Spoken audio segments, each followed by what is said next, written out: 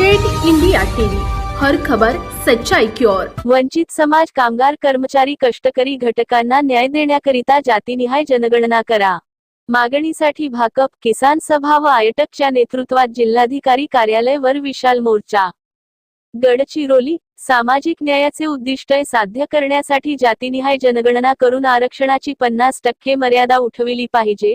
सर्व जिल्ह्यात पेसा भरती त्वरित करावी व सर्वोच्च न्यायालयाने यासंदर्भात पुनर्विचार करण्यासाठी केंद्र सरकारने त्वरित पाऊले उचलावी। तसेच शालेय पोषण आहार कर्मचारी, आशा व गट प्रवर्तक कर्मचारी, नगरपंचायत सफाई कर्मचारी, अंगणवाडी सेविका, मदतनीस यासह आदी योजना कर्मचाऱ्यांना किमान वेतन लागू करा।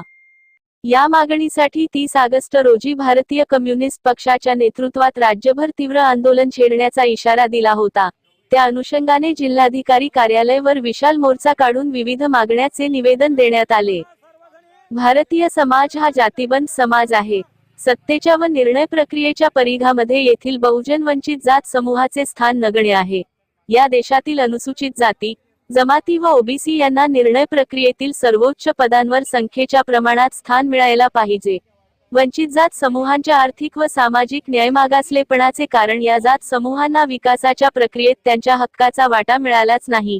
उच्च जात वर्गाने या विकासाचा सर्वाधिक लाभ, सर्वात मोठा फटका खालच्या बहुजन जातींना बसतो आहे।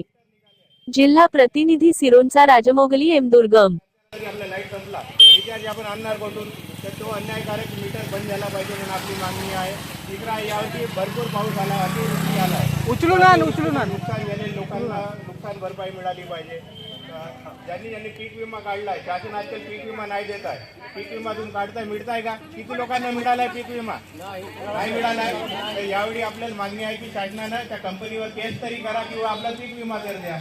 आपला पैशाचा पीक विमा निघतो कंपनीकडून, पण आपल्याला मिळते का? नाही मिळत।